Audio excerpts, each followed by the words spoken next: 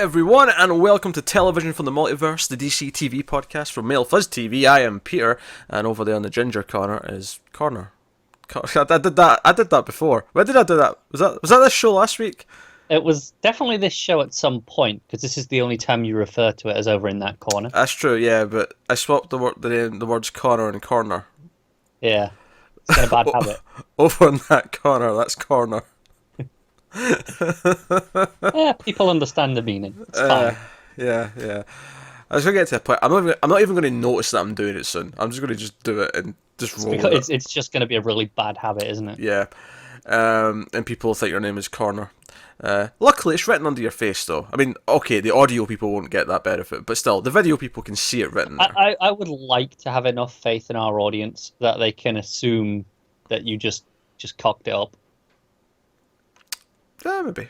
But maybe they'll just go along with it. Maybe they'll just like it. There's Corner. Yeah. We'll make that a thing. It's not the weirdest nickname I've had. He'll do. I'll answer to it, I suppose. You've answered to worse. So, we talk about DC TV shows, and coming up on this week's show, we have an episode of Supergirl, we have an episode of Flash, we have Krypton, we have Arrow, and we do have, of course, the next episode of Young Justice, which we are working through, because Season 3 is going to happen sometime in the near future, so we're making sure we've done the whole thing, the first 2 seasons before that happens. So that's what's happening. That's this week's show. No news this week, not really. No. A lot of big news last week, but none this week. So yeah. So that's cool. So I guess without further ado, we'll get cracking. We'll dive right into Supergirl. Why not?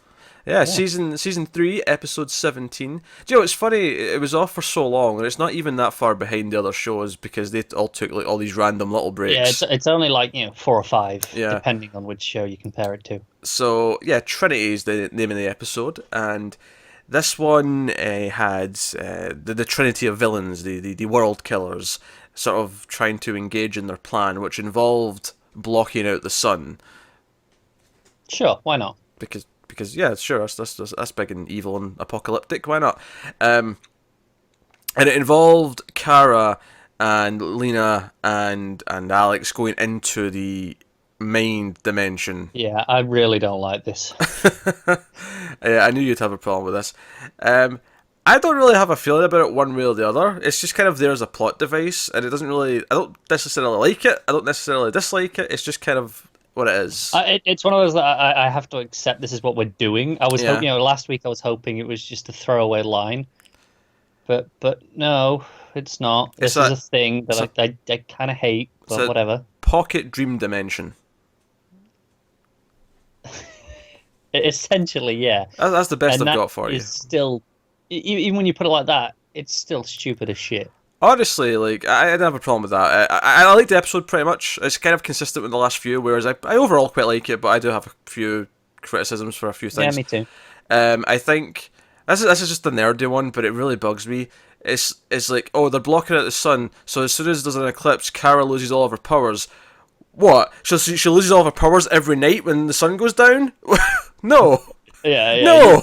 They hold the charge for a little bit. Yes, at least for like 12 hours while it's night time. We know this. Hey, 16 hours in a winter, maybe. Maybe. I mean, who knows? Maybe they'll do an episode during the midwinter where she'll wake up a bit early and go, oh shit, my powers aren't, like, I've lost my powers. They all went away when I was sleeping. I need to wait until the sun comes up now. Yeah. Which I don't think that's how it works. It doesn't work that way. But the point I'm making is, it shouldn't just be instant, oh crap, all of my powers are gone. Yeah, that's weird. Only for to fly out of the scene at the end. Anyway, so, I'm calling it how I sees it. And then the other thing, of course, I think my main criticism, if you will, although this one's a bit more just a personal kind of, let's not go down this path, is the teasing of Mon-El sort of having second thoughts about being married and clearly still longing for Kara. I could be doing with less of that. That's rough. Honestly, I have a third criticism. Oh, go on. It is somewhat addressed in the episode, but it makes Kara a little unlikable with the way she reacts to Lena. Do you know, it's funny, I don't necessarily blame that in this episode per se, because this has come up before, her like really aggressive attitude whenever kryptonite is mentioned. It's because remember, even Superman. Like, remember when Jean had some kryptonite stored for a rainy day in case there's other Kryptonians? No, it's true. Superman get all pissy about it, and it's like, okay, we really need that scene with Batman and Superman, where Batman convinces Superman that we should have a way. We have some, we should have a way of taking them down if the occasion calls for it. I think that is a fair thing, but it's consistent. My problem is when she's like, "No, you're not allowed any secrets. You're a Luthor." I'm like, "You're literally hiding your identity." And Lena calls her on a shit. It's like, "Yeah, what's your name then?" Well, no, I mean that's why I don't have a problem with it, because she actually she reacts appropriately to that statement. But it makes it hard for me to like Kara at the minute when she does this shit. It makes her a little bit unlikable. I'm like, stop it! I want to like you. I wouldn't say it's necessarily unlikable. It's just that she's in a pissy mood because she's pissed off about the kryptonite. So she's I think we all do it. We all go into a bad mood and we'll be extra shitty. And that's fair. I think that's basically what that is. But I mean, I think even before the kryptonite though, she's not really happy that Lena didn't tell her about Sam. Oh sure, yeah. It's all of it because she's getting like questioned at the start, like And by the way, Lena is an idiot at this point if she doesn't figure out that Kara's Supergirl, because her sister, right? Jean, like everyone who Kara hangs out with, whenever there's a social engagement of any kind. Especially when you get the stuff with Jimmy at the end. Yeah, and then Mon-El's there, like, and who she knows she was dating. Kara's not? That's weird, isn't it? When's around at the DEO. This is ridiculous if she doesn't know. She is dumber than Lois Lane. Yeah, but this is the thing, because we were saying this about... I say that jokingly, by the way. Right? Lois Lane's a very intelligent lady. I'm cracking a joke because of the glasses. Like, what I'm saying is that at this point it's absurd that she hasn't at least considered the possibility. That said, to go back to Supergirl being pissy, that's why her response to, like, what's your real name then? Which, again, Lena's response, on point. That is exactly what she should say to that question. Yes. And Kara, again, being in a pissy mood, her response is perfect for that mood, where she's like, hey, that's a kind of an awkward question for someone in your family to ask someone in my family. Hey, super villainy kind of runs in your genes, bitch. It had that kind of... Right, but again, I'm like, Kara, you've just spent, like 9 months telling me, oh, she's not a Luthor, she's better than that, And then it'll be one thing, and it's, oh, you're a Luthor, I'm not telling you anything. Again, I don't see that as her saying that, as more she's poking at that to get her to shut up. Like, hey, I'm mad at you, so here, have it. But yeah, she forgives her. What I'll be curious about though is at the end of the episode, because Kara asked Jimmy to go and do a bit of snooping. We see him in his Guardian outfit for maybe the first time, not including the Earth X version of him, right? Right. I think we had one scene before that stuff. Did we? We definitely had him in his shield, with his shield out. I don't know if we've had him in costume. Maybe it's just the shield. Certainly since Christmas. Definitely since he's come back. Yeah. But he goes to like check out the vault and see if there's more kryptonite in there, and I kind of like the scene where he's, you know what, like, I'm not going to go in. I'm going to pretend. When I'm in, there's no kryptonite here. I like that choice. I'd have a bit more respect for him if he just said, because his whole thing is here is he comes clean to Lena, right? Mm-hmm. But now he's just lying to Kara, and it's just like, well, it's just it's the same problem, just different person. If he come clean to her and go, do you know what? No, I'm not spying on her. I'm not doing this. I'd respect that much more. That's fair. I guess he's just in a hard place, though. He doesn't want to. He doesn't want to disappoint her, but he doesn't want to spy on Lena. But he does come clean to Lena at the end. But he does actually tell her that Supergirl asked him, so I have to imagine Lena's going to be kind of pissy about the scene right before that where Kara apologised and said, oh, I trust you now, I overreacted. No, you had someone check out her vault and felt confident now because frankly, if Lena goes full villain after this, I'd understand it.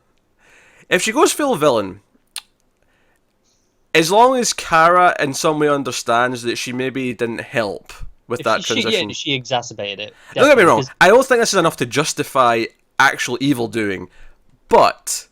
Not outright evil, but for her to be like, no, screw you, Supergirl. I'm not working with you. I'm not helping you. Mm-hmm. I think it's enough for that. Because that is a pretty big betrayal of a trust, right? Going...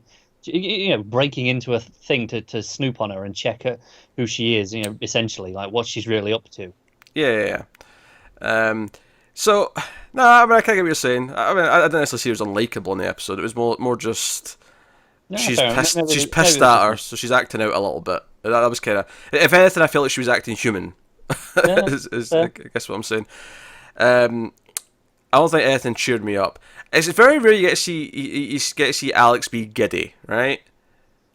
But when she learns that Wynn's like, oh, by the way, I was thinking, like Martian Manhunter's got his phasing, he can shapeshift, Supergirl's got the heat vision and all that, and you're just a human, and she's like, when you're not really motivating me to go fight. Yeah, go do this fight. Yeah. But what could up your game a little bit? He's like, oh, you didn't. And she's like handing him the suit, and he's like, oh, future's magnets. And there's a little joke with the Legion ring where Brainy's all pissed. The smirk in her face was like, I'm going to go change now. So bathroom's that way. He's like, oh, this way, okay. So she's like she's so usually the tough one. She's just so giddy here. It's great. And I worried a little bit because see when he said, oh, the future's magnets, and we see the ring fly over. I went, what is this going to lead to? Is she going to be like clinging to metal walls like Spider-Man later on? Like what's the plan for these magnets? Also, I feel like it's really weird that those Legion rings they made a magnetic. Like really. You're going to leave it so anyone with a magnet can literally just yank it off your finger while you're in mid-flight. That doesn't seem like an oversight. Only Wynn's super magnets. Look, let's be honest, I don't think they can actually come off your finger that easily. This is just for the joke of the scene. It is, but they've established it now, so this is on them. Okay, sure, but did you really think we're going to get a scene where the villain realises, hey, why don't we point a big magnet at them when they're flying? I don't know. Look, all I'm saying is it didn't need to come off his finger. He could have just, my hand, his hand gone with it. Dragged him with it. Okay, I can see what you're saying. That would still make them vulnerable, though. It's vulnerable, but at least they're not going to drop out of the air. Sometimes you're picking the weirdest little thing. Just enjoy the joke. I know, but... Just enjoy the joke. Some of them annoy me, like this one. But yeah, so I actually like the implication, the application of it. But it's like, no, this gets my gun back. Like if the gun goes flying out my hands, zoom, gun's back in my hand. It's the same thing we did with Captain America's shield. Yeah. In Winter Soldier, I think onwards. I don't think he died before that. I think he always had the. It would always come back to him. So. See, before he was always just bouncing it off things, right? And I don't remember in the earlier films him ever just pressing it to come back. I don't think that was that he didn't have the ability to do it. I think that was just the action scenes weren't as good. Maybe, but that's fair. To throw that first film under the bus. Yeah, but even in the first Avengers, I don't remember it being like that. I feel like once he got the new suit in Winter Soldier, that's where it kind of. You might be right. But I just think of Cap being able to do that from the comics. That's his thing. You can bring his shield back. Wait, isn't there the shot in Avengers where it's like in slow motion and him and Thor standing side by side and the hammer and the shield come in at the same time? Maybe. I'm sure that's a moment in that final fight in Avengers. Depends. It depends if it's a slow motion scene after he's thrown it, it's bounced off something and coming back to him or not, though. I remember the back-to-back essentially, and I can picture it, but I can't picture what came before. Like if it's bouncing off something. I think it just cut to that shot mid-scene. I don't think it had like a previous shot. Yeah. They cut to that in a sort of dramatic moment. But anyway, the gun comes zooming in, and he's also gave her fancy bullets that do big explosion-y things. Yeah. Even Jean doesn't want a taste of those bullets. Yeah, I'm okay with this. This is kind of funny. And yeah, even the joke. And I'm glad they didn't go over the top with the suit. It's just a bit more. It's also a black tactical suit. It's just it's a bit different. Yeah, it's not that different. If you just showed me this, just without me having seen her previous just black tactical suit, I probably wouldn't go, oh, that's new. Yeah. And if you hadn't brought it up as that, she got a new suit designed for her, I'd be like, I might notice it's slightly different and go, oh, it's been redesigned. Hey ho, and move on with my life. That'd be it. But pretty much. But the magnet thing's cool. Her being giddy about it was funny, so I can't complain. So they go into the mind realm thing to try and get Sam and find out where the world killers are. And one of them's already dead. Of course, Sam's losing her memories, as is I think Julia's the other one who's still alive. And they start writing down what they can remember on the rocks to try and make sure they can remember it. And basically, they ask for Sam's help when they get in there. And obviously, we have the whole, what's your real name thing, all that scene. Alex like, hey, this is what the sticks are for. Yeah, good luck with that Kryptonian demon. Yeah, good luck with that. Yeah, I was like, really? It just I did through like it when she picks them up. She's it's like, what are they gonna do? Pokes her. It's like, This one's mine. I like this one. Yeah, that was a funny moment. I'm not begrudging the setup for it because it was funny, but they're sticks. but they were completely useless once anything actually happened. So Yeah. But yeah, and so I thought it was interesting when they kind of had Sam like switch place with Rain, and Sam like in the fortress like had to like somehow find like a way like because her like sort of being terrified in the suit and be like, oh shit. Yeah, the others are just full in world killer mode, and she's just aware all of a sudden. Yeah, and she just like slams the crystal USB into the console, and that does something that releases not so much a signal, but they're able to pick up that there's energy coming from there, or Kryptonian energies emitting from there or whatever. Yeah, just the usual, right? Yeah. Turn on a thing so we can pick it up on radar, basically. It's the gist Pretty of much, what that was. But it's fine, it works. So we have a big showdown. Lena is very capable in the Legion ship. Brainy is very surprised that she's very affluent with the control console. I am too. It's rather impressive because it looks like it just functions like unlike anything we have. And she's just like, oh no, there you go. This is it. Yeah, vent the engines. Like, I get that she understands the theory of flight. Like, I get that part, sure. Yeah. But actually interfacing, interfacing with all the thingamajigs is the part that feels a bit weird. Maybe there's something we don't know though. Yeah, maybe she's had a gander at an alien ship before. I mean, who knows? I mean, she's a Luther. She's a villain. We know that. Do you know? I'm calling it now. I think she's going to be the villain next season. I do too, especially after this episode with the route they went. And honestly, I think I'm going to like that. I think I like the fact that she's been around for 2 seasons before she becomes the villain. I do too, because I think at the end of the last season, I was like, oh, I really, because they were teasing it a bit at the start, right? And I was like, and then they went, no, she's good. I was like, oh, I really hope they don't just make her a villain really easily now. But now I'm like, do you know what? Do it. I think that'll be fun. Yeah. Give us a proper good villain, something personal to Kara for once. That'll yeah. I think if like Kara like realizes once she starts to go that maybe she's made some mistakes and she tries to apologize, but Lena's already starting to go full evil. Kind of the idea that part of it's her fault, right? But that'll hurt. The whole not trusting her enough. Yeah, that'll be a good life lesson, and there'll be there's stuff there. There's good drama to come from this. There is. I think it's too obvious for them. It's too good for them not to do her as a villain at some point, right? Yeah. I feel like make her the real villain next season. But anyway, because we find out at the end she can make kryptonite now. That's what she confesses to James. Yeah, and do you know what? I'm excited about this for 2 possibilities. Okay. Because one, we just do kryptonite. We use it to take out, Rain, and as a byproduct, Sam and Alex can take Ruby. As we kind of. Well, we're guessing yes. Because hey, at one point Alex asked Lena, "Is Ruby okay? Is she safe somewhere?" Okay, she cares.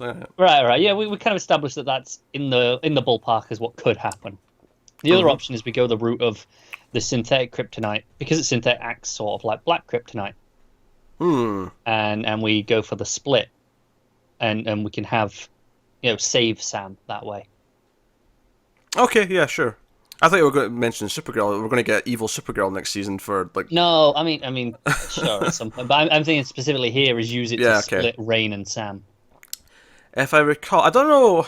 That's maybe just been a Smallville thing. I don't know if it was ever in the comics, but if you heat kryptonite to like a ridiculous temperature, it becomes black kryptonite. Yeah, that was a Smallville thing, wasn't it? Yeah, I don't know if that was ever in the comics or if that was just them doing their own thing. I don't know. It was fine, though. Not one of my problems with Smallville, though. Oh no, that was a fine idea. I like the idea that you can manipulate it in some way. Change its state of matter, essentially. Yeah. I mean, it's how science works, right? So yeah, exactly. Yeah, you heat an object, it's going to change. Yeah. So yeah, and obviously, I think they made it something ridiculous, like 10,000 Fahrenheit or something. Oh, it was stupid. Yeah. Yeah, but yeah. So and obviously, the big fight happens. Worth noting, Julia fights back and sort of takes control, and Canary cries in the face of Pestilence, which kills her. So that's dealt with. That's nice. That's pretty cool. But Rain seems to absorb all their powers at the end. Yeah. So she's now like Super Rain. She's Super Rain. She's heavy rain. And so that'll be something tough for Kara and Cody to fight, I am sure. There's some fun stuff in the fight, though. I do kind of like that when they show up, there is this like full team. We get Mon-El, we get Saturn Girl, we get Supergirl, we get Alex is kind of the odd one out, but she's got her new suit, and then you get Martian Manhunter. Yeah. That gun will do some damage. Yeah, maybe. So no, it was fine. We got a whole team, and yeah. So just to talk about the Mon-El stuff a little bit with him kind of having the necklace. I suppose we should. Having second thoughts about going home, and Imra having that glance over as he goes to talk. Even though when Supergirl asked to talk to him, it was completely platonic. It was just about the mission. It was like, hey, look, if things get rough, promise you'll keep me under. Don't let them take me out, right? Yeah. Right? From her perspective, that was a completely platonic, I'm asking him for a favour. Like, it was essentially because he was kind of in charge, yeah. right? Of this side of the mission. But Imra's looking over like, oh, why she want to talk to him alone? Something fishy going on here. Taking my man. What was happening? And I could really be doing without this. Yeah, I could really do without that. And I'm really worried that at the end of the season, they're going to go back to the future, but he's going to be like, you know what, guys, I kind of want to stay. Yeah, I can see it happening. And yeah, I don't want it. Admittedly, he has been better this season. Don't get me wrong. He has, but I just don't want to revert to that of he's available again now. Exactly. I have no interest in going down them being a couple again. I'm quite happy for him to stick around as just another member of the team. Just not as a love interest. Yeah. Kara needs to just finally fall for Win or something just before it happens, and that way he's around, but he has to be like annoyed and depressed because she's unavailable. Yeah, see, I know that's still a love triangle, but that's somehow a little bit satisfying. You want one? He's an nerdier one. Yeah, no, it's not even. It's not even that. It's just that Mon-El's not getting what he wants. Okay, I can abide by that logic. Yeah. I can abide by that. So yeah, and the rock fortress is destroyed, and it really feels, because when they got to the cave, the fortress, and it was like, oh man, they're really facing off here. I'm like, okay, this is a turning point for the season then, because I feel like no matter what happens here after this episode, we're going to have changed focus a little bit. And sure enough, we've lost 2 world killers, and now Reign's like super powerful. Yeah. She wants to kill Ruby. That's the other big thing, is that the evil witch ghost from Krypton is like, hey, you have to kill the last part of humanity in you. That means killing the daughter. That makes sense. So that's happening. Well, I do like this episode. My only concern going forward is, this feels like we're setting up the end game, and we've still got like 5 episodes to go or something like that. I actually kind of like that, because if we're going to do this, if we're going to build up to the end of the season being Lena like showing the first hints of evil, I think, yeah, you take 5 episodes building to it. I think I like that the way you say it. Yeah. I don't know if I trust it not to just be 3 episodes of filler. That's fair. But we'll see. I mean, sometimes the filler episodes end up being some of the best ones. They do. That's a fair point. So it did occur to me, is kind of really weird that it was established really early on in the season, and then we haven't had any more of it since. Kara's mother. Yeah, they recast her with Durance, and yeah, and then nothing. I mean, I assume it's going to come up by the end of the season. Is it to like bookend it? I feel like it has to, but it feels weird to have not gotten it at any other point since, right? Yeah, of course. The ideal thing is that Mon-El sacrifices himself to save the day in the finale. Just for that'd be great. I think. You know what? I think my biggest concern is obviously we haven't heard that anyone's leaving any of the regular cast members, true. Right? That's so true. He's still a regular, right? I have to say that because of not last week, like a couple of weeks ago, when Supergirl had that whole thing with when John's dad was going all nuts with the psychic powers. Because we did have her have that realization that she's kind of idealizing the relationship, and she knows that now, and that it wasn't actually that great. I feel in general a lot better about everything.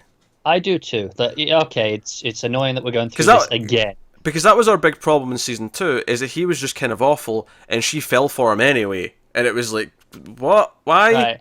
I think my problem is, though, if he does stay around, he'll be like, but look, I'm better now. I went through 5 years of growth. I'm not a little dick anymore. He went to hell, because hell moves differently. He came back with so much more experience. Exactly. That's how hell works. I know what you're referencing. That's how hell works in the hit television show Buffy the Vampire Slayer, and of course its spin-off Angel, where it was used even more prominently. But it was introduced on Well, Buffy first, for the record. do you know what's particularly annoying? There's a genuine actor link later on that you could have saved this for. Is there? There is, in Young Justice. Oh, yeah, you're right. Yeah, there is. Yeah. Yeah. Well, that's more... Well, he was an angel. So yeah, you're right. I could have used the angel connection to get more direct. Oh, and you've never gone through Firefly before. I have, but try to up my game. Try to improve and evolve the system. Sure. Yeah, no, it was a pretty good episode of Supergirl. Even if you have some critiques about what the hell this dimension thing even is, and yeah, a couple of nitpicks about. Because I mean, that thing about the powers and the sun going out, that is a nitpick. That's not a real. Yeah, and that's my thing with the dimensions. I don't like it in concept. It's fine. I'll accept it. I'm not going to go on and on about it. I just don't. I'm just when they're talking about it, I'm going. This makes no sense to me. This is stupid. But whatever. Yeah, and I'm excited about the Lena stuff because I feel like having Supergirl actually make some mistakes, and therefore Lena feeling justified in some way actually makes her turn to villainy a lot more interesting. It is, yeah. So, yeah, hopefully they poke at that. I can see her being fine for a while, and then because she found out Supergirl was like conniving against her, she might connive back a little bit. I'm down for it. But that will take us on to The Flash, Season 4, Episode 21. It's called Harry and the Harrisons. So full spoilers for the episode. So obviously it's a reference to Harry and the Hendersons. Yeah. Marks for the title once again. Yes, it's a solid title. And of course this means we're getting the Council of Wells back. We have a different set though. We do meet the German Wells. We do have the southern like sex obsessed Wells as well. But I said as well. All's Wells that ends Wells. That was the book that HR was writing in the future in last season. So, but we also get I always quite say mafia boss. Oh no, he is. He's gangster. Yeah, well, yeah, but yeah, it's very specific. Yeah, it is. It is the Italian mob. Yeah, the Italian mob version of Wells, Sonny Wells, named after his sunny disposition, and then we have French Wells. Yeah, and then they're the Council of Harrisons. Council of Harrisons.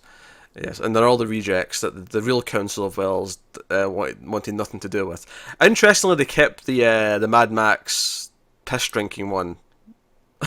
Apparently, he meets their intellectual criteria. Apparently so.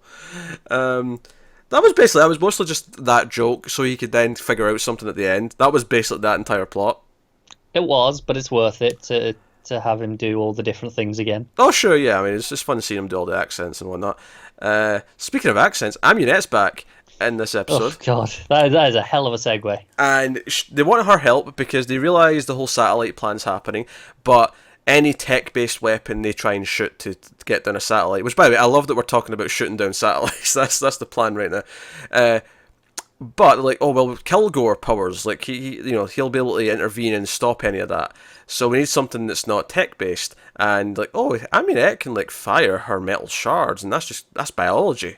He can't do anything about that. And it's like, okay, let's go find Amunette. And they can't find her. She's went underground into deep hiding. She's using a real name. They find that she's running a underground casino, and they even reference Molly's game as they walk in.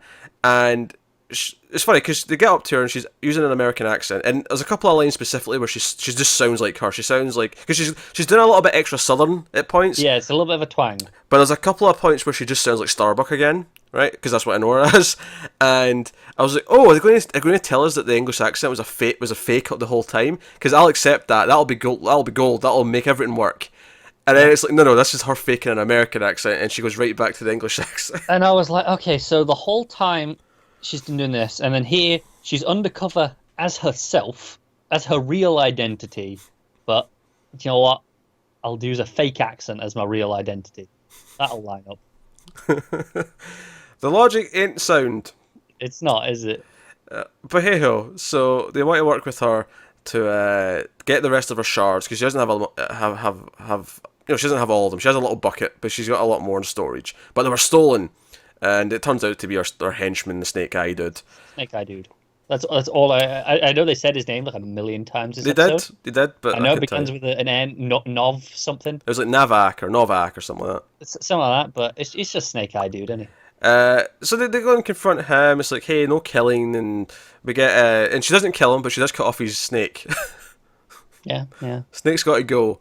So sure enough, I did like some stuff. I like that Caitlin insists on going with the cold gun. It's like, yeah, I'll just use the cold gun because I miss Killer Frost, so I'm using the cold gun now. And her and Joe get into a bit of fun action shootout stuff, and she ends up using her brains to get out of it. She makes some icicles, and then Joe shoots down the big giant icicle. It's lucky it didn't land on any of them because that would have just impaled them. It would have done indeed. Luckily, it landed in between them and just caused a bit of chaos, so they get knocked down and. Yeah. Oh, there you go. All well as it ends well, as HR would put it. So that's basically it. And she gives them she makes like a little grenade of her shards essentially. It's like, oh, you can fire this and it'll.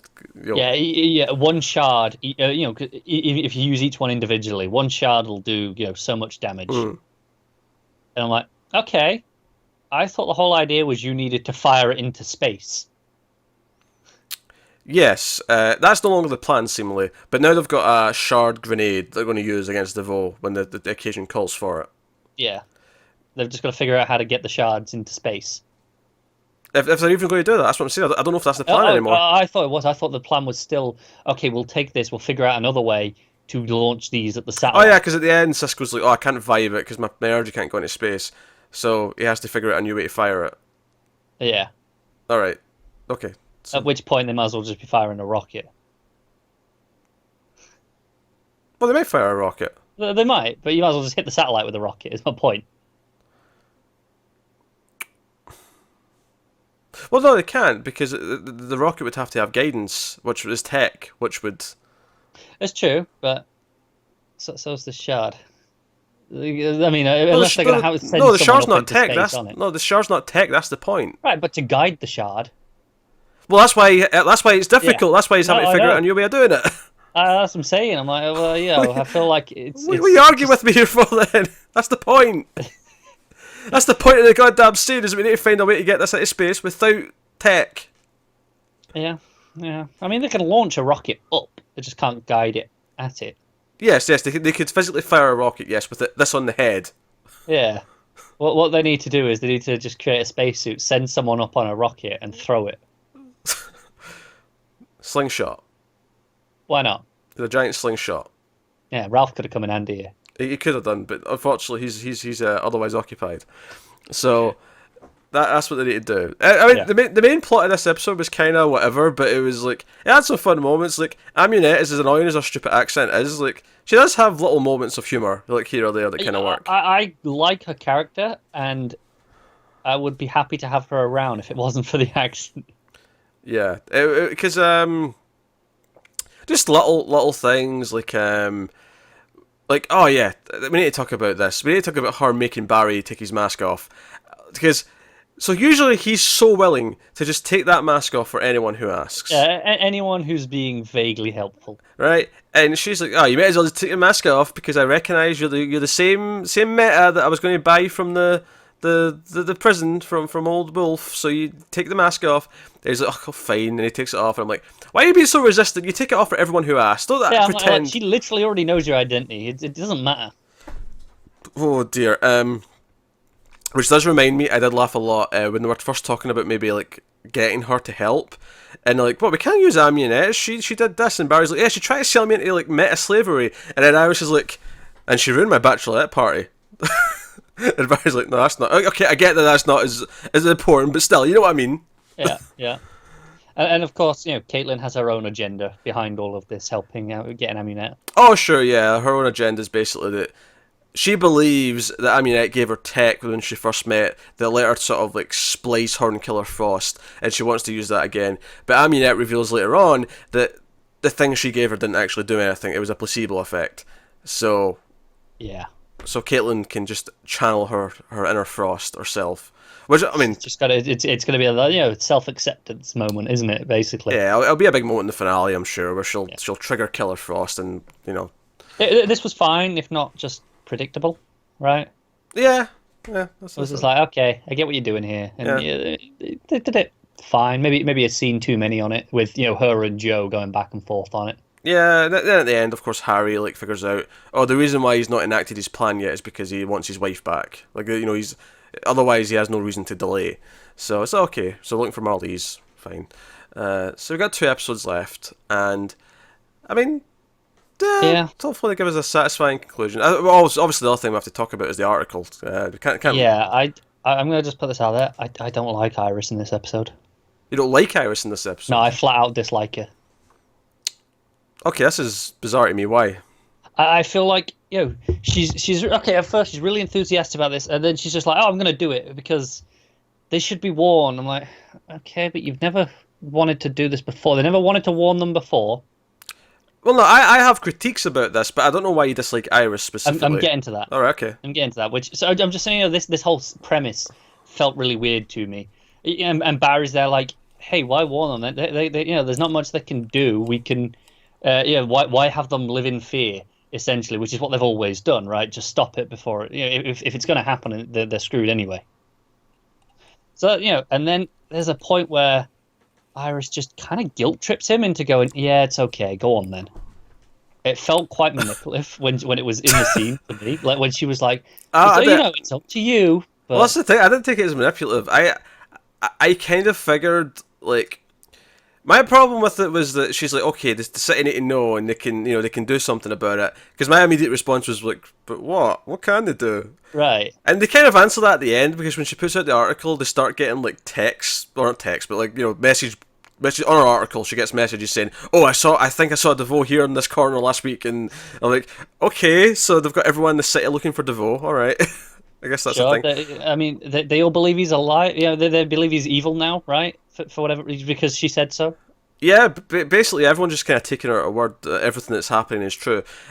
Which, I mean, I guess, admittedly, in Central City, remember that scene of this episode where they're opening a new building and it shrinks, and the woman's like, "Oh, this is why we don't do things in Central City. This shit always happens."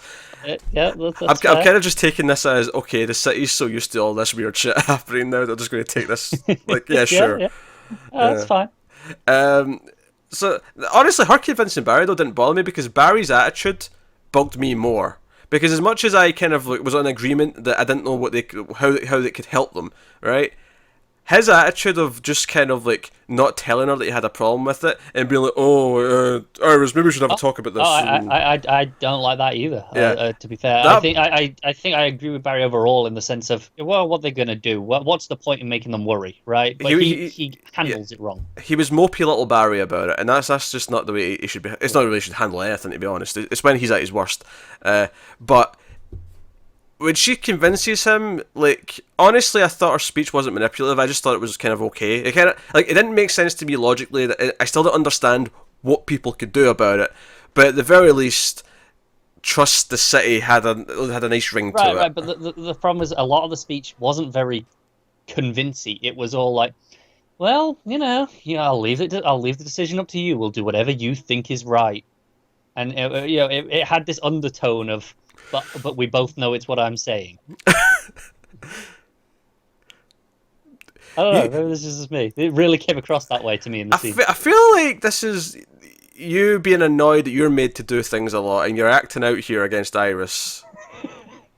Maybe, but I'm just saying, this is how I felt when I was watching this scene. It really felt like, this is all right. You do what you want, but you better make the right choice.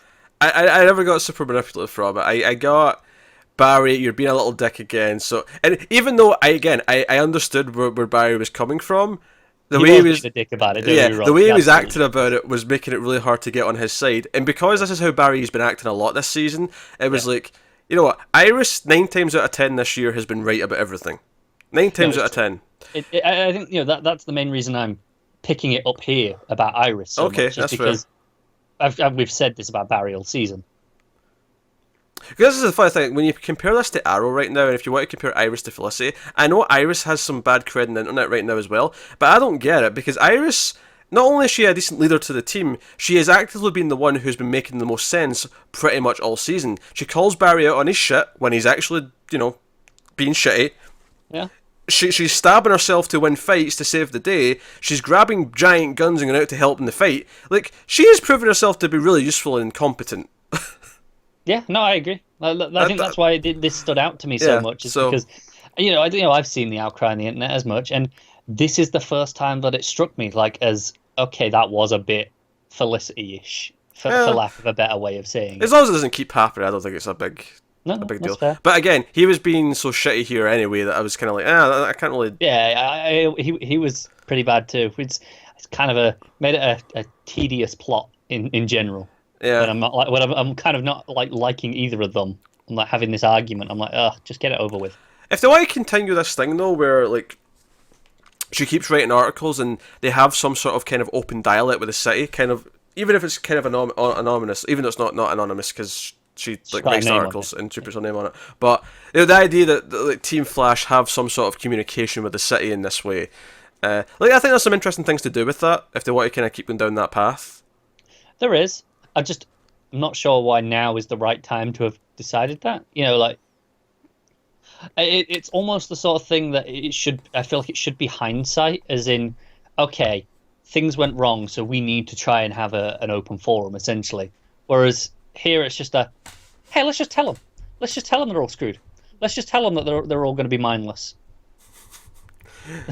Because she got the idea, and the writers are telling me it's helping because they're getting tips. Right. But it feels like just getting the idea. It feels like it comes from like I don't know why now. I don't understand what inspired this idea now. I mean,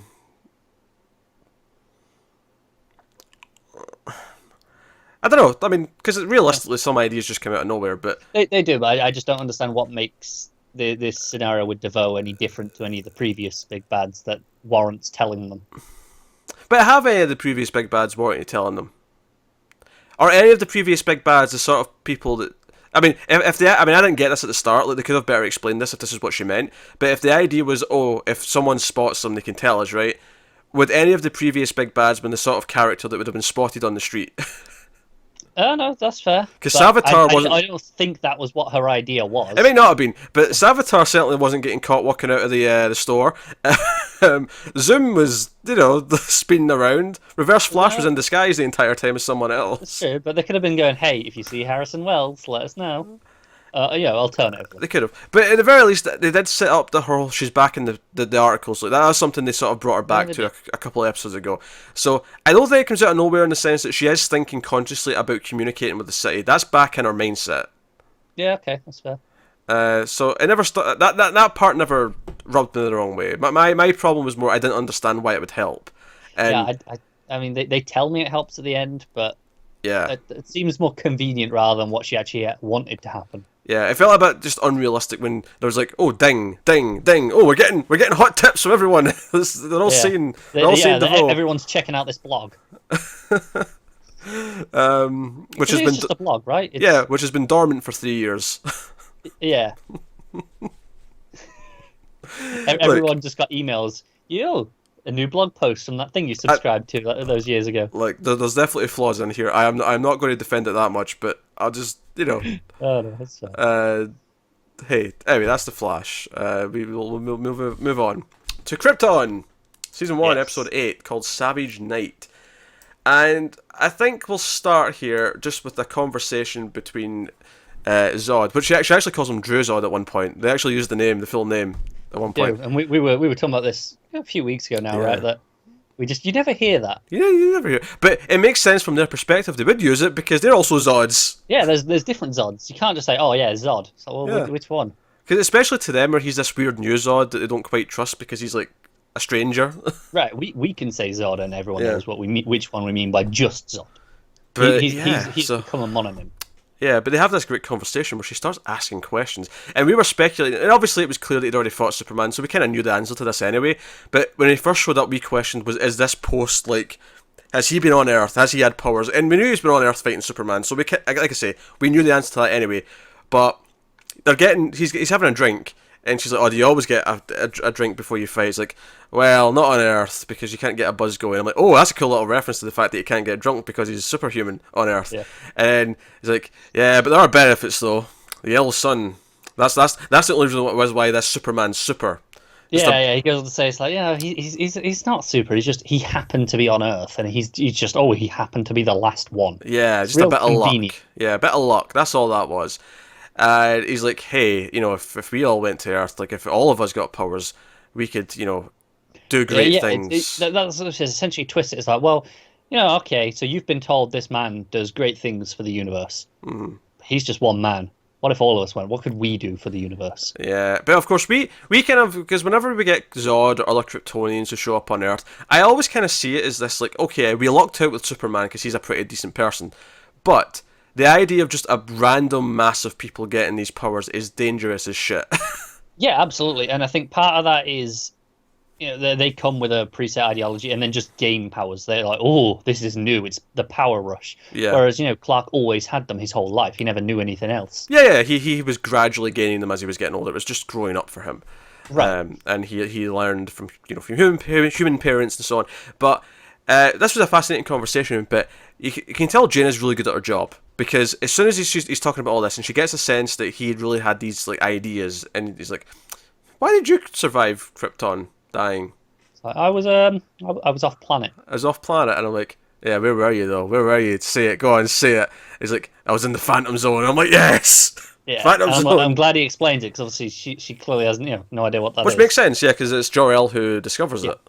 Exactly. So, and he explains it that he was a criminal, and I wasn't sure like where this was going to go with her asking these questions, and it wasn't until later on where she like talks to like Seg and Lyta, and she's like, hey, I don't know if we can trust this Zod. He was a criminal because he tried to like have a coup, and I don't think he's just back to save Krypton. I think he's back to rule it.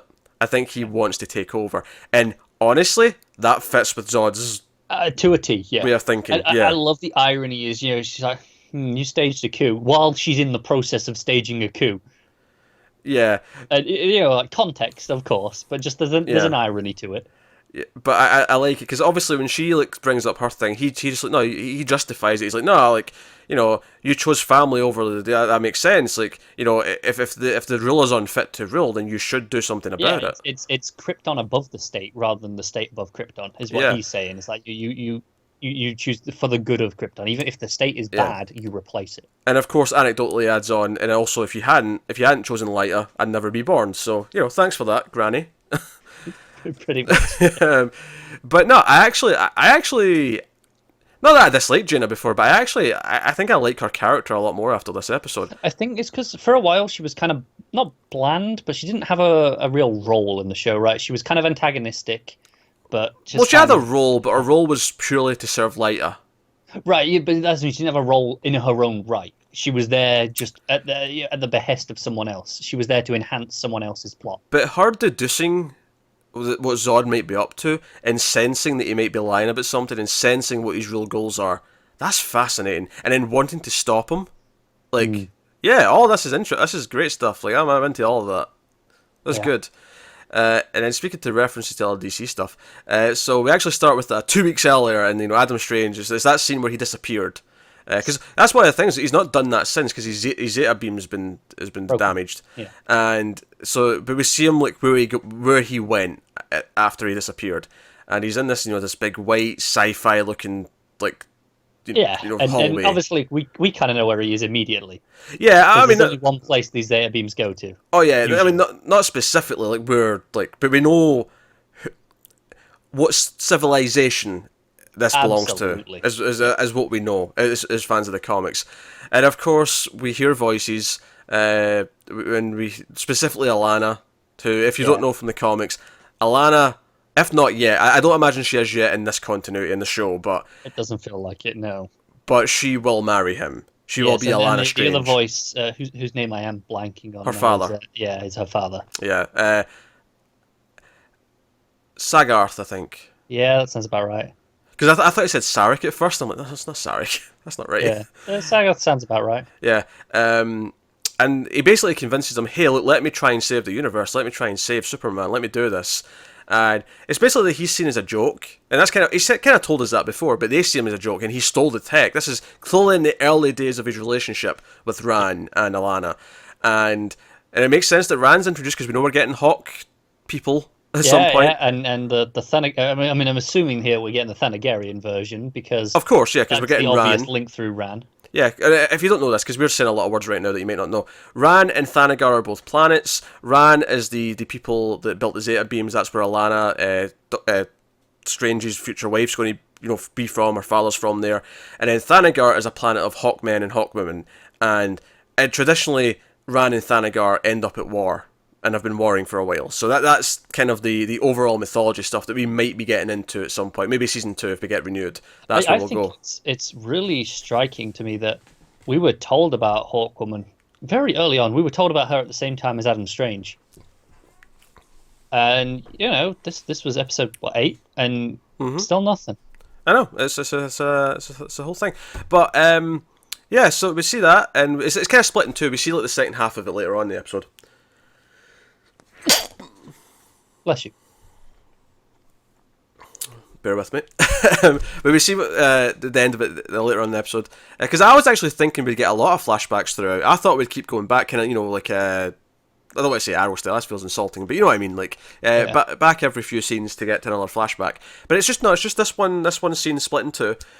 And it's kind of like setting up why he's motivated to like try and, because I think he feels like not like he's like, we can kind of tell that he's not this experienced hero who like is really like confident in what he's doing, but he presents that way to everyone else on Krypton. He presents that way to Seg, to Kem. It's a front he puts up because he wants them to take him seriously. But obviously we know this is not typically the way Adam Strange is portrayed. No, not in the comics, no. This is a very rough around the edges version of him. And yeah, so like very interesting, and he's like, questioning like, I'm going to try and kill Zod. Kem's like, hey, like you get no chance. You get no chance of that happening. And of course, one of the big things that we've been talking about the last couple of episodes, now that Seg knows about Krypton blowing up and he knows that he doesn't want to trust Adam, he's like, no, Adam, go home. I don't want anything to do with you. Is like, what happens that maybe convinces them of, that he's A, to be trusted, and that they do actually have to maintain the timeline in some way. Yeah. And I don't know about you, but I did not see turning Ona, the little girl, into a suicide bomber at the end. No, that was dark as shit. That was super dark. See when like our writing on the face started going red, and it was like pulsing as if she was like building up. Exactly what's going on. Immediately, I was like, they can't be doing this. No way. They didn't turn the little girl into a bomb. And because it's dark as shit, because Kem and Seg, but Kem especially, cares a lot about her, and did a good job this episode of just hitting that home, reinforcing that. How much he cares about her, the hug, all that stuff. And at the end, so not only do we get that dark as shit moment that really sells the like how evil Brainiac can be when he's going out to do what he wants. Does what he has to, essentially. But the fact that it's Adam Strange who jumps in and like saves them from it, and from their perspective, it might look like he sacrificed himself. Oh, absolutely. It definitely looks like that. I think it looks like he was incinerated. Because I'll be honest, for a minute, I thought he might actually just be dying at this moment. I did too. I was like, it's possible. Because it's episode 8, we're towards the end, and his death, his sacrifice to save them would convince them maybe that he is doing the right thing. He's trying to do the right thing. Yeah, and he's as much as he's been a key point in the show, he's not the be all end all. He's not inherently important to the show to continue. If you tell me that Adam Strange is not a part of season 2, I would not be shocked at that. Like, that wouldn't surprise me. But the idea that he cares so much that he has to save Seg, because if Seg dies, then there's no Jor-El, and if there's no Jor-El, which by the way, Jor-El gets name dropped, might I add. Yes, but not in front of Seg. Not in front of Seg. But Jaina hears Jor-El, and she says, it's an elder that imprisoned him, and I think he's wanting to take over. I think he's wanting to rule. But to go back to the sacrifice at the end, or what looked like a sacrifice. Seeming sacrifice, yeah. So they're in like just shock after it, and then we saw the final scene. We wake up with Adam, and it looks like Earth, right? Everything. I mean, don't get me wrong. They were going with a really shallow depth of field here, so that everything in the background they really didn't want you to see anything, did they? Yeah, it felt like streetlights, but I mean, it's so blurry and out of focus that, I know it's streetlights. I know they're on Earth, right? But they're really making a point of saying, okay, we're not going to make it really obvious what type of city we're in or anything like that. They're definitely obscuring it. It's just a generic city on Earth of some kind. Probably Detroit, because that's where he's from. But makes no sense, But he gets up, and there's a woman there standing kind of frozen, and he tries to talk to her, and it's not working. He's like, what's going on? Now, I think it's probably quite obvious what this is. At least I think it is. Yeah. Well, so earlier on in the episode, he actually, as part of his plan to try and interrupt the stopping of Brainiac, he goes to Darren, or Daron, as he corrects him at one point. We've been all saying it wrong. I'm going to keep saying Darren. Screw him, he's an asshole. But I like, though, that he makes the same mistake we did, because he sees it as Darren, because, human name. Yeah, it's what he associates it as. And he mentions that, when Brainiac bottles a city, you're all kind of like frozen in time you live. I mean, in fact, the way he describes it sounds more like Groundhog Day, to be honest. But he doesn't want you to age. He doesn't want it to change. He wants to keep it the same way. So I'm pretty sure what this is at the end is that he's come back to present day, but because the events in Krypton have changed in the past, Brainiac is now taking Detroit.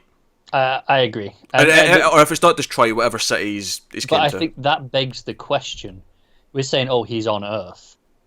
Is he? Or is he on the Brainiac ship? Oh, sure, yeah. If it's a bottled city, then he's actually technically on the Brainiac ship. Which I think would be an important distinction, because that would be fascinating to go down that route. Yeah, well, that's the thing, though. He's in the future, though, so it's not like Seg's going to run into him in the bottle if he gets on the ship. But he could get some intel from inside. Oh, sure, yeah. And come back, is what I'm thinking. I wonder, if there... I mean, it feels weird to do the whole episode with Adam Strange next week, just because it's the second last one. But if this was earlier in the season, I would totally expect the next episode to be entirely in the bottled city. I agree. If we had, if this was a 13-episode season. Yeah. I agree with that. But no, it's cool. It's a really great cliffhanger, and knowing exactly what's going on and guessing it, and I'm pretty sure we're right. I mean, they might swerve us, but it doesn't detract from it. That's what makes me excited. I'm like, oh, wait a minute, this is like... We're doing Brainiac on Earth. Yeah, a city on Earth has been bottled. Yeah. And it's, Superman wasn't here to stop him, because presumably Brainiac tried this on Earth at some point, and Superman beat him. Right? That's... I think just the fact that Adam Strange is somewhat familiar with Brainiac tells me that is definitely if not the entire Justice League, but if there's no Superman, maybe there's no other heroes inspired, so on and so forth. So it makes sense. Or maybe the Justice League try to fight him without Superman, and it just, that was the... It fails, yeah.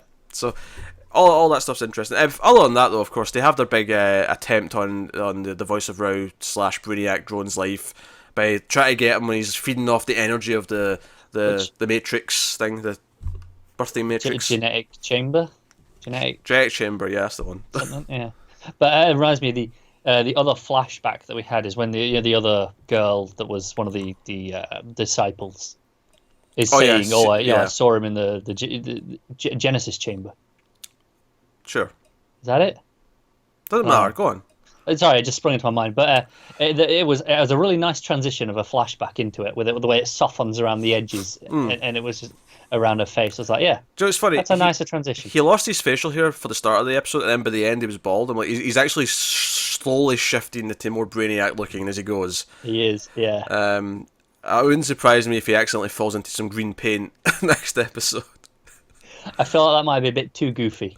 Maybe, but it feels like he's gradually getting more and more Brainiac. Unless he just turns green naturally because he's getting taken over. The more idea and more. is that he becomes that over time. Because we're seeing that his hands and stuff are kind of turning and they're all kind of dark and stuff. So no, it's fun. The actual main plot of them trying to stage this attack is fun in of itself. But then you add on the Zod stuff talking about the future. Jaina kind of realizing he might be wanting to not just save Krypton, but actually take over and improve it in his image. And then on top of that, you got all the Adam Strange teases, the cliffhanger at the end, the darkest shit surprising ending of the girl being sent as a bomb. Oh, absolutely. They killed the kid. They made us care about a kid, and then they killed him. Don't see that often, do you? You don't. That took a little bit of balls. I'm going to give them credit for that. I'll say my biggest problem with this episode is I wasn't really feeling the Dev thing. Oh, that's fair. That fell a little bit flat to me when they were like, "Oh, you're a hero, Dev," and he's lying there, with one arm. I do have to laugh though, because you gave me shit last week because I said, he'll be important at some point. He'll be more of a main character, and we thought, he's gone now. I guess I'm wrong. Well, son of a bitch, he's fine. back. But my original statement of he's not safe from Brainiac was still correct. This is just technicalities to try and win. It is technicalities, but I'm taking it anyway. he still might become really important. He's still an important part of the show, and of course there's so much four-way sexual tension when like you've got like all these mismatched couples between Nissa I did and love Zeg. the scene with the three of them in the skimmer. Oh yeah, I loved it's when he touches her shoulder. He touches Nissa's shoulder, and Lyta just stares.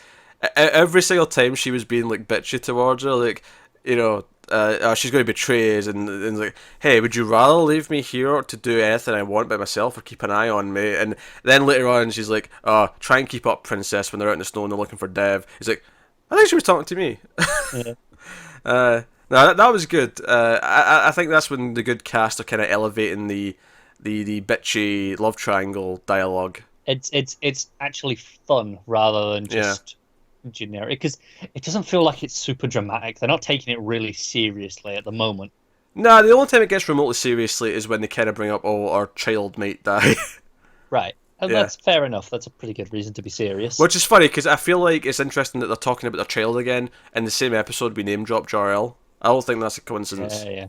And we do get a point of Zod saying, Krypton can't survive without this chambers, because they don't know how to reproduce anymore, essentially. I've got some lessons for them if they want to. Yeah.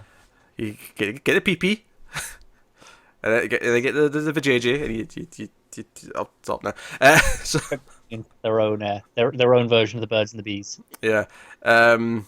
Obviously, we're joking. I am assuming this is more of a we physically can't. We're all sterile. We need some technology to enhance and help with the. Yeah, I assume they've been doing this for so long that they evolved out of it. Oh yeah, maybe just There's just no. I don't know what side is at fault. I don't know if it's blanks being fired or if there's just no more eggs in the in the chamber, if you will. Yeah. Oh, I have no idea, but either way, this is my assumption. Maybe both. Why not? Yeah. Who needs them? But hey, so yeah, for the most part of that worked though.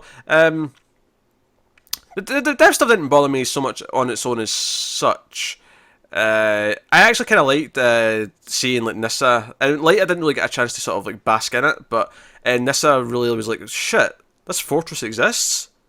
Thal was right. In fact, we have to talk about the leader of Black Zero, who at one point slashes Zod in the face, and I was like, is Zod going to like just kill everyone in this room after that? Like, I know. I'm like, don't do that to Zod. Do you not know this man? He's getting ready to just murder everyone. He's getting ready to massacre them all. But hey, so they're all happy, and they actually like let Nissa decide. Hey, they want your father. Like, and Seg's like, that's not my choice. How about Nissa? And she's like, do it. He's trying to kill me, the dick. Send him to death. Yep. But the end of all this, the voice is still alive, even though they're like, he's mush at the bottom of the chamber. Yeah, he went over the side, but he's still alive. He's back. Yeah, that's hence why I'm glad they showed it in this episode, because I it think felt we were obvious. Just assuming it anyway, so it might as well not try, because sometimes they'll do this on TV where they'll tease it for a week. But it just feels a bit cheap. What made it work though is that was the motivation for him to actually turn Ona into a bomb, because it was like, okay, now I'm going to retaliate because they tried to kill me. So it worked. It made sense. So. Well, we'll move on then to Arrow, season 6. If we must. Episode 22. It is the penultimate episode. It is called The Ties That Bind, and Diaz sends mercenaries after everyone. He attacks Oliver at home when he's with little William. Not that little anymore, but still. And Felicity, they're having dinner. They made omelets.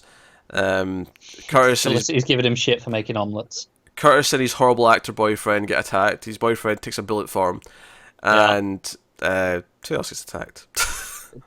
Diggle and Lila. I'm just assuming. Yeah, they do, because they team up and they have some like moves where they fight their way out. And then you've got Dinah on her own, just out in the street. Yeah, she's being Black Canary. Somehow they still find her, even though she's been out. Yeah, and like, she was just she happened to be beating up on this one that was bait. I guess, yeah. How they knew she was the only one who was going to be out and not home is bizarre, I don't know. But like she actually says, "Oh, you were bait." Renee gets attacked as well. He's just protecting his daughter. His daughter, yeah. So, I mean, from an action point of view, this episode wasn't too bad, because it was like, okay, they're coming after them. Everyone's like zoning in. It feels weird that it took this long to get to this point, but it does feel like, okay, he's really coming after them now. They end up having to hide out in the second team's base, and they've basically decided they're all working together now because, well, he's coming after us also. Let's fight back because we can't do it alone. And they're all kind of working together, and the main gist of the episode is that they want to try and get a handle on like what Diaz is up to and get all of his files. So there's a whole big sting where they're going into the police station to try and hack his data so they can know everything he's involved with and therefore take him down. And Oliver's mad at Felicity, wants to go in the field. He's scared about her getting hurt, and then she's mad that he won't let her, and then she does it anyway. Do you know what? It's funny because I think from an action perspective, there's a really good scene in the middle of all this where it's kind of following Felicity to the police station while everyone else is like having like a big massive firefight. Yeah, the camera work's pretty good. No, it's good because it's a really fun idea where you've got like these two teams like engaging in ridiculous combat, but we're following a character who's not fighting, like sort of sneaking around the whole thing. That's actually a really fun idea. So I'll give them props for the idea of it, even if the drama as to why, like, he's mad at her. The actual execution's still pretty good. It's just the meaning of it is lost. Yes. So that was fine. So I mean, I'll give the episode credit, and it does ramp up the action. What is interesting is that there's no Laurel in this episode or Lance, which is funny because now that we know that he's leaving before next season, I'm fully expecting there's some big dramatic moments with them. Yeah, he's off in it next week. I'm fairly certain of it. Other than that, I mean, I still hate Diaz. I think he's an awful villain. He's basically just killing all the Quadrant members, so he's the sole one, and he has it all. This is the whole thing I have. He's like, all I ever wanted was to join the Quadrant that we'd never heard of, but he had somehow. And he's like, you know what? I thought this would be enough, but it's not. I need more. So he's killing them all, and it's like, okay, it's all for himself. So clearly the Quadrant's not sticking around, because, who cares?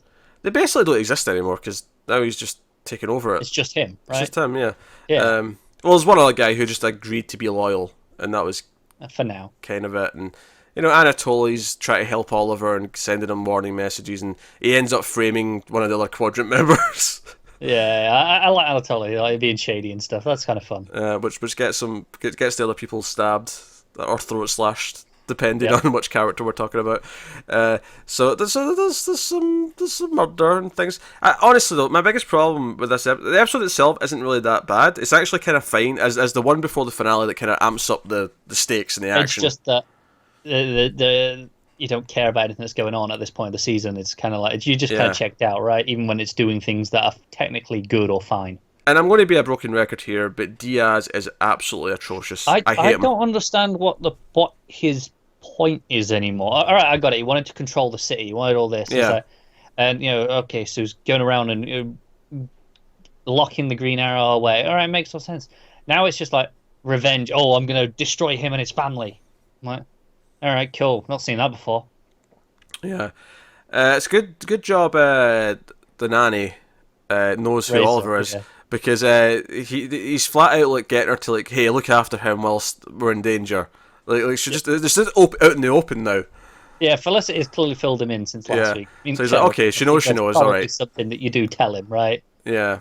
So that's the whole thing.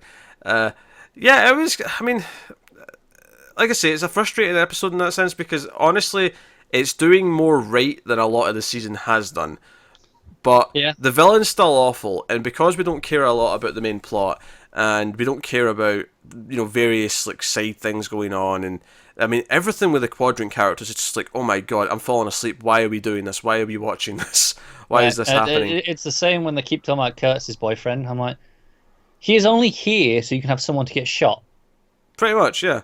And he's awful, basically. This is the other thing. This is the thing. They didn't want to shoot any of the kids. You can't shoot Lila because that feels right. Oh, well, I mean, you could, but she's pretty capable. No one's going to worry about her. Not really. Whereas, this guy, he's just a random cop. He hasn't got. Well, it's worth mentioning. Curtis ends up getting shot as well, and then he ends up in hospital, and then he's like barely standing as he's trying to help with various things. So it's a whole thing. How did it end? I'm forgetting how it ended. Because as the thing, we watched this like really late after we record all this stuff. Connor's drunk, and I'm usually pretty tired. Yeah. How did it end? I was rather drunk this week. There was a lot of son of a bitches being thrown around. There was. You had to drink like 4 times for son of a bitches. Given that there was no Lance, this might be a record for son of a bitches. A lot of son of a bitches. Yeah, those were off the charts. But yeah, I mean... I know how it ended. It just came to me. Was it something stupid? Yeah, it was something stupid. Oh, go on. He goes to the agent who was investigating him. That's right. The woman who we've not seen in like 10 episodes is back all of a sudden. Who was the one who was going, I'm going to impeach you. I know you're the Green Arrow. I'm coming for you. Do you know what's so funny about this? Is that I was actually thinking earlier in the episode that, hey, it's funny how that FBI agent just disappeared. She wasn't even... Because when she popped back up, I actually said to you, hey, it's kind of weird she wasn't actually at the courthouse during his trial for being Green Arrow when that was her entire thing, was trying to prove that he was the Green Arrow. It feels like a glaring omission. And he's like, I need your help. And she goes, oh, I'm going to need 2 things from you. First, you're going to have to say it. So, of course, he pulls a Barry and unhoods. He's done that a couple of times in the last few weeks. He has. He's still on just opening up now to everyone. It is. First Razor, now this agent woman. Part of me still thinks this season ends with everyone knowing. Like, he just admits to it. Maybe. Because I feel like that's what you do with the next season, right? Is you have a season where everyone knows he's the Green Arrow. And how do you play with that? I feel like that's the obvious thing to do, but who knows if they will. But and yeah, we don't. I think that was it. That was the mystery. Is and the second thing we don't know. We don't know what she asked. Oh yeah, we'll find that out next week. Yeah, that's right. Yeah. So yeah, we got one left. We got the finale. So yeah, here's hoping it's not painful. Mel tweeting earlier that Ramsey is directing an episode in season 7. So see how that goes. So, credit to him if it's good, because it worked for Kavanagh in Flash. Mm-hmm. His episodes were really good. Also, just one last thing I want to mention is there's a when he's like sending William away and he's like, oh, this guy's a bad guy. I need to take him out until it's safe. You can't be here. And William's like, kick his ass. And I'm like, oh yeah, great, William. Yeah. Motivational speech of the year. My God, William, Curtis's boyfriend, and like, I guess Diaz should all just be like in like an acting class together. Like, but the funny thing is though is that the guy playing Diaz, like I've seen him in all this stuff and he's been fine. So I don't necessarily think it's entirely his fault. Right. With William, I'd go, well, he's a kid actor basically. Yeah. But then you've got Renee's daughter, who's she's alright. Pretty good. Yeah, she's fine. Yeah. By this show standards, she's pretty damn good. Yeah, she's acting circles around Diaz. So yeah, exactly. I don't know. But that's Arrow. That's all I've got for it. Honestly, it's a rough time. I remember laughing at Renee's daughter giving him shit when he's talking during the hockey game. Oh yeah. Like, did we talk about last week how she just like he was trying to cover up that him and Cole were vigilantes? It's like, okay, Dad, I know you're vigilantes and you go out and beat up bad guys. All right, it's fine. I don't know if we did talk about it. That was because they were like, when the kids are around, you start like spelling things out because kids can't spell yet. That was essentially what they were doing, and she's like, except she's a bit old for that. I'm not an idiot. Yeah. But it wasn't exactly, it wasn't actually spelling it, but the talking around it, so they won't know. Yeah, but she's like, Dad, I know you're a vigilante, right? I'm not an idiot, right? Yeah, and you're like the Black Canary, and you work with the Green Arrow. Like, okay, fine, go do your thing. Yeah, it was Curtis doesn't know how to keep his voice down. Mm-hmm. He talks really loudly. Yeah. So that may have been the best part of last week's episode, and I forgot to mention it last week. But it occurred to me when we saw her again this week. I was like, oh yeah, she had that moment where she's like, yeah, I know what your game is. Yeah. I quite like her. She's fun. So yeah, I mean, we should have her be the lead character now. Give her a bow and arrow. I don't see how this can go wrong. Give her a bow and arrow. Keep Lance, fire everyone else to pay for him since he wants more money, I assume. I don't even think it's about the money for him anymore. I think he's probably just sick of the shit. He's probably sick of the shit. But that's what I'm saying. If you give him like 5 people's paychecks, that'll probably keep him on. Probably. I think he's just sick of being given nothing to do. And then her arch nemesis can be Prometheus's kid, and we can get the teenage version of season 5. I think it'd be way more fun. Alright, let's move on to Young Justice, which of course is season 1, episode 24. We're getting very nearly into season 1. This is called Performance, And this episode sees 5 of the team members infiltrate Haley's circus in Europe because there's some weird robberies happening wherever the circus seems to go. And I was very confused at the start of this episode because they kind of just because they throw you into it and like it's like, oh, there's like Dan Danger, Demi Danger, Dean Danger. It's like, okay, what's going on here? And Miss Martian is camouflaging herself as as a human and everything else, and then they finally start speaking mentally because I was like, is this a flashback? Are we getting a flashback? Something to do with Dick Grayson? Like, are the Flying Graysons on next? Like, right.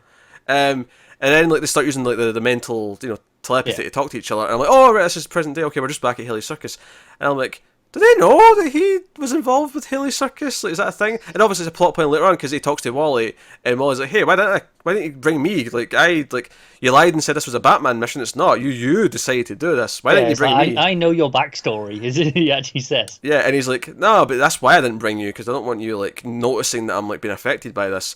And obviously Haley has that nice thing at the end where he's like, I recognise a Flying Grayson when I see one. Like, yeah, it's like, come on, Dick, it's cool. Put on one show for me with the rest of your team.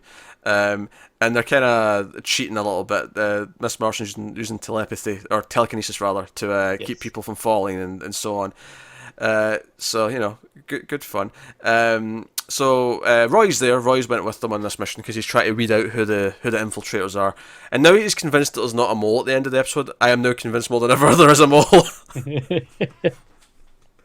Yeah, I know what you mean. It's like, he's like, you know what? I saw you weren't in the team. If you wanted to betray us, this was an easy opportunity, and you didn't. So sorry, guys. And they're suspecting that someone in the circus is to blame. It turns out, actually, it's Parasite who's been stealing the abilities of the various circus folk to accomplish the heist. So once he actually starts fighting the Titans, of course, he ends up getting powers, and we get like after the first circusy bit, they're on a train for most of the episode, so it becomes like trying to track down. It's almost like a murder mystery on a train. It's like, who's the bad guy? And then it turns out it's Parasite, and they're fighting on the train, and he starts taking powers, and of course, because Superboy's using his Lex shields, he gets all the Superman powers instead. Are running out a lot quicker than I thought they would. I thought. Oh yeah.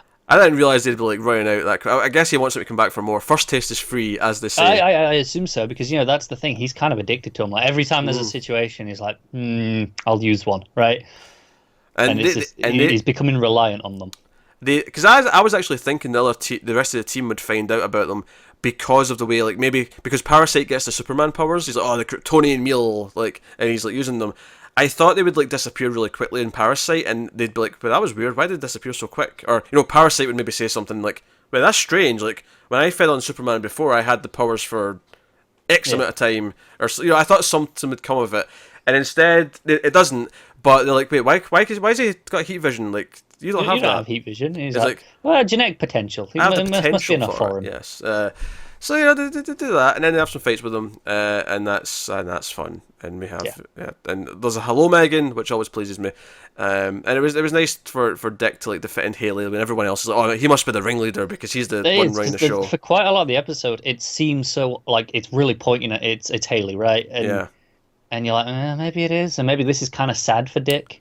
Yeah, but of course Dick, with the Flying Graysons, he knew Haley when he was much younger, so he's willing to stick up for him, and he was right too, because it turns out it's not him at all. It's Parasite, and so it was a bit of a Scooby-Doo moment actually when you realise that it's Parasite. There's an actual like mask, isn't there? Yeah, there's a mask. Eventually, it doesn't take it off. I mean, he shapeshifts because he's stolen Miss Martian's power, but he had a mask before that he was using. So. No, it was a solid episode. I think it was nice to like get something that connected to Dick's past, because I feel like we've had that with a lot of other characters. I feel like they've felt the need to do more with some of the characters that we don't know as much about, or at least most people don't. Like most people don't know Artemis's backstory or Miss Martian's backstory. But most people are familiar with Robin. Yeah. So, but it was nice to just do it anyway, because let's give them some focus and do something with them. And it works because the rest of the team doesn't know this, so it's that's why withholding it from us works as well, because we're only really learning it in bits as they are. If you know nothing. Yeah, and what I liked about it as well is that I really thought that by the end of the episode they would find out that he had something to do with the circus, but they never did. They don't know. So. It still could be a great moment when he decides to tell them about himself and who he is, because they don't even know his name yet. Yeah, because Batman told him he wasn't allowed. there'll be a scene where he's like, you know what, screw this, I'm not Robin anymore, I'm Nightwing. By the way, guys, my name's Dick. I'm the greatest Dick you'll ever meet. That is true, yeah. No better Dick than I. Definitely not. So no, that was Young Justice. It was good fun. It's really fun. And looking forward to getting to the end of the season now because we're almost there. 2 episodes left. All those serialized elements still ticking over, so we'll see how they shape up. But yeah, so that is that. Which does take us on to picking our favorite episode of the week. So, yeah, what are you going for? I'm going for Krypton. Yeah, that makes sense. I know it's boring and predictable. It's boring, but it's just the better show. It's funny because I feel like the order's the exact same again this week. It's Krypton, then Supergirl, then Flash, and then Notch, Arrow. Yeah. I got to emphasise there's a space.